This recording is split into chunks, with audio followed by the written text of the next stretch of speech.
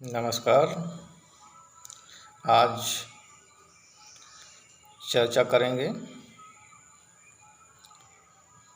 जो इस महीने की प्रारंभ से गहमा गहमी और अफरा तफरी मची हुई है, ज्ञानवापी में जो सर्वे होने को है उसको लेकर। पहली बार जब शायद 6 मई को उस ज्ञानवापी परिसर का सर्वे होने का जिला न्यायालय ने आदेश जारी किया तो उसके दिए गए आदेश को कार्यान्वित नहीं कराया जा सका। इस्लामी कट्टरपंथियों की गुंडागर्दी के आगे, तो उनकी गुंडागर्दी फिजिकली भी है और कॉन्स्टिट्यूशनल भी है। माने जहाँ तक हाथ पैर तलवार गोला बारूद से लड़ पाएंगे उससे लड़ेंगे, धरना विरोध प्रदर्शन इससे, और जब इससे निपटारा नहीं होगा तो संविधान और न्यायालय का सहारा लेते हैं। माने चीज़ों को डिले करना, फिर वो दोबारा से पुनर्विचार रिवीजन दायर किया गया कोर्ट में मुस्लिम पक्ष की तरफ से कि साहब जो कोर्ट कमिश्नर नियुक्त किया गया है ये पार्शियल नहीं है, निष्पक्ष नहीं है, इस पे आपत्ति है। और किसी गैर हिंदू को मस्जिद में घुसने का इस्लामी परंपरा के मुताबिक जायज़ नहीं है। उसके अंदर की फ़ोटोग्राफ़ी वीडियोग्राफ़ी भी नहीं कराई जा सकती, क्योंकि इससे जो है जो तथाकथित जो मस्जिद है उसकी सुरक्षा को लेके प्रश्न खड़े हो सकते हैं। और अंतिम जो कुतर्क उस मसाजिद इंतजामिया का जो हेड है उसकी तरफ से दिया गया कि क्या यदि न्यायालय कहेगा कि मेरा सिर काट के लाओ तो क्या मैं उसको सिर काट के दे दूंगा। तो ऐसे तमाम सारे तर्क कुतर्क वितर्क वितंडा पिछले दिनों से लगातार जारी है। और माननीय न्यायालय ने उस रिवीजन पर अपना पुनः सुनवाई करते हुए जो निर्णय दिया और उसमें अंतिम रूप से टिप्पणी लिखी कि उन्हें स्वयं के जान की, उसकी सुरक्षा की और परिवार के सुरक्षा की थ्रेट है, कि उनके भी सुरक्षा पे प्रश्न चिन्ह है, उनके परिवार की सुरक्षा पर भी प्रश्न चिन्ह है। तो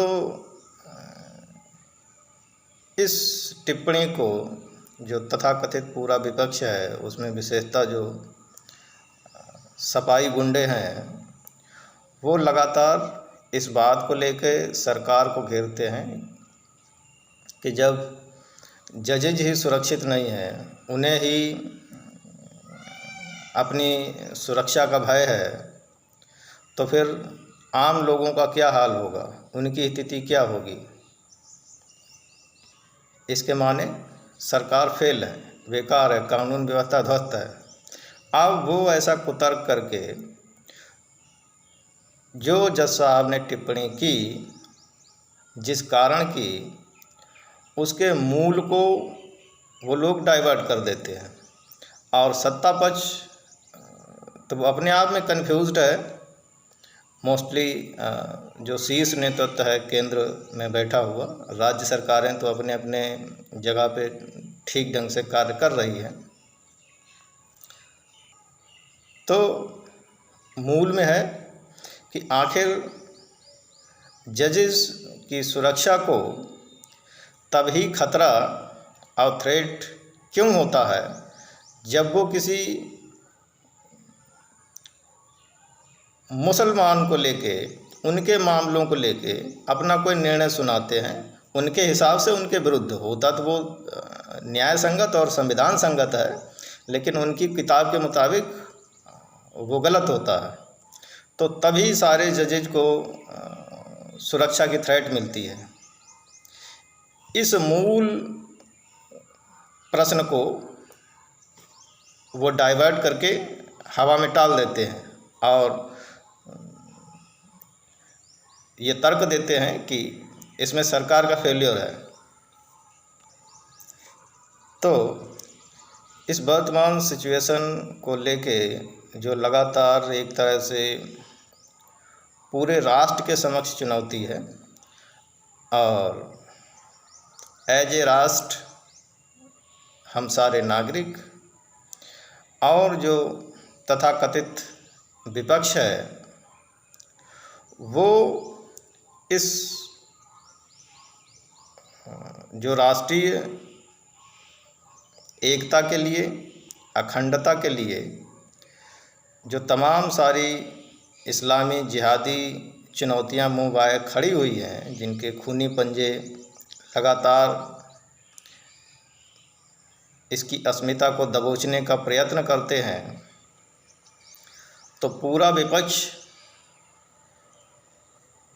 इस मूल प्रश्न को राष्ट्र कैसे सुरक्षित रहे, कैसे अखंड रहे, विखंडित न हो, उनके लिए ये कोई प्रश्न नहीं। उनके लिए प्रश्न है महंगाई, बेरोजगारी,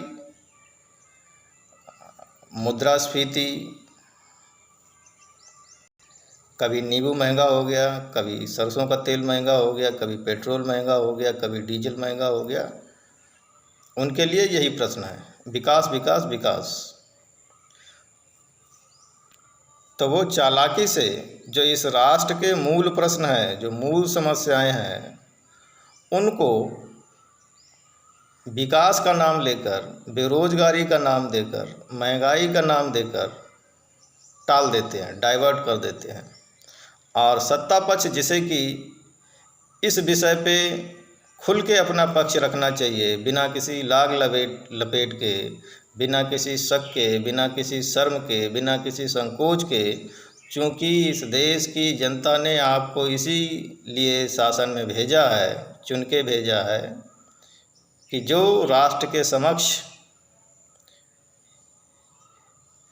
चुनौतियां हैं, जो राष्ट्र विरोधी शक्तियां हैं, उनसे आपको निपटना है। ये विकास विकास, सड़कें सड़कें, ये सब बनती रहेंगी, इनका कोई औचित्य नहीं है यदि राष्ट्र सुरक्षित नहीं है, इसमें सौहार्दपूर्ण वातावरण नहीं है। और ये सौहार्दपूर्ण वातावरण पिछले 70 साल से क्या छिटपुट 100 साल से एक तरफा बनाए जाने की कोशिश जारी है, और शांति और भाईचारा लगातार खरीदा जा रहा है, लगातार समझौते किए जा रहे हैं। लेकिन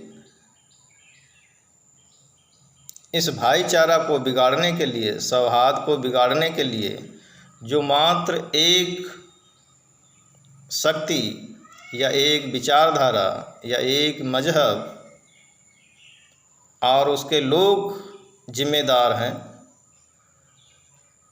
उस पर कोई चर्चा नहीं करना चाहता है। विपक्ष तो नहीं करेगा क्योंकि वो उसको सूट नहीं करता है, लेकिन ये जो तथाकथित राष्ट्रवादी सरकार है, ये भी इस विषय को जिस दमखम के साथ रखना चाहिए, जो नैरेटिव सेट करना चाहिए, वो नहीं कर पा रही। लगभग पूर्ण रूप से नहीं तो आंशिक रूप से इसमें विफल है। 1920-21 के मोपला नरसंहार से लेकर और जितने भी सांप्रदायिक दंगे हुए हैं, उन सब में एक तरफा हिंदुओं की निंदा करने और मुसलमानों को बरी करने का जो नैतिक अत्याचार है, वो चरम पे होता है। राष्ट्रीय एकता का अर्थ आज यह है कि एक नम्र हिंदू समाज को उग्र मुस्लिम विचारधारा के साथ एकीकृत होना चाहिए। एकमात्र हिंदू एकता अब एक सामान्य इतिहास की चेतना है, विशेष रूप से इस्लामी और ब्रिटिश साम्राज्यवाद के खिलाफ स्वतंत्रता संग्राम का इतिहास। सौभाग्य से हिंदू समाज अभी भी अपने महान अतीत पर गर्व करता है, जब उसने मानव जाति के आध्यात्मिक, सांस्कृतिक, दार्शनिक और वैज्ञानिक धन में योगदान दिया।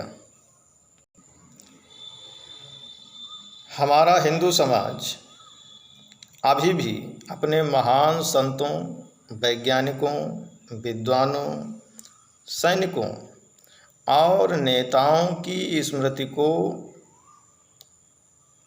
संजोए हुए है अथवा संजोता है। यह सामान्य चेतना जो कि हिंदू समाज में है, हिंदू समाज को विदेशी मुसलमानों को भारतीय राजाओं के समान देसी राजवंशों के रूप में स्वीकार करने से रोकती है।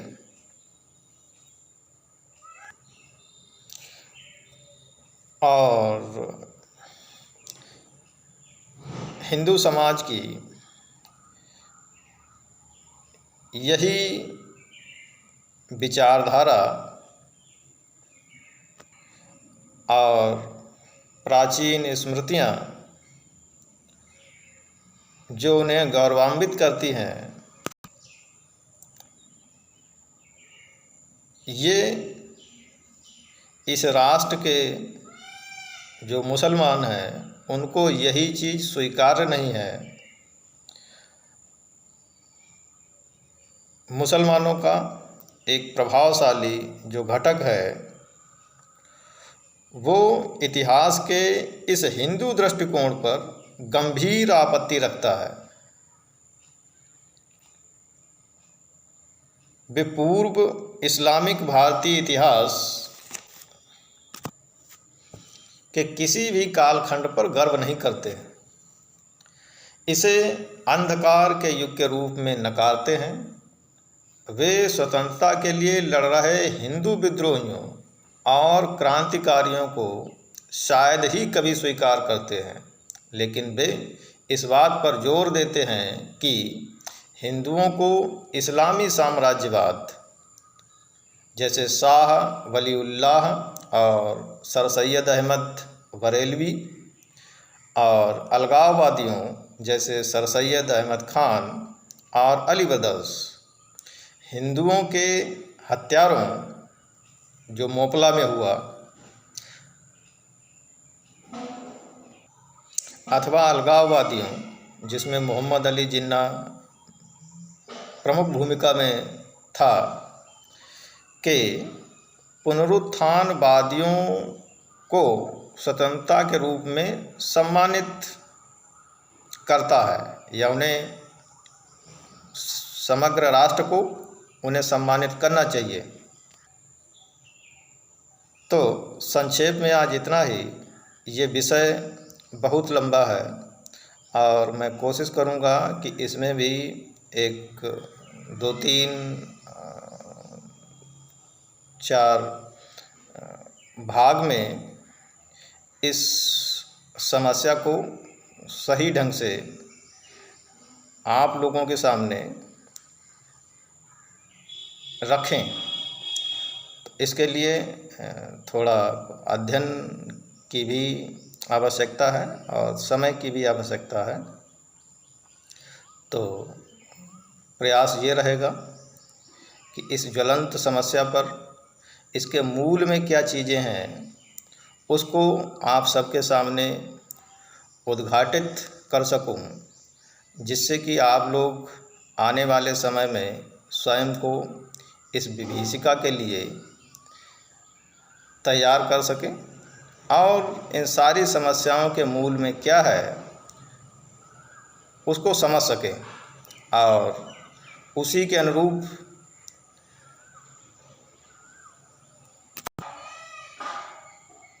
स्वयं को वैचारिक रूप से सशक्त कर सकें।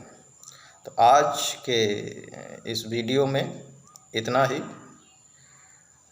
कृपया वीडियो को लाइक कीजिए, चैनल को सब्सक्राइब कीजिए, शेयर कीजिए और कमेंट भी अवश्य कीजिए।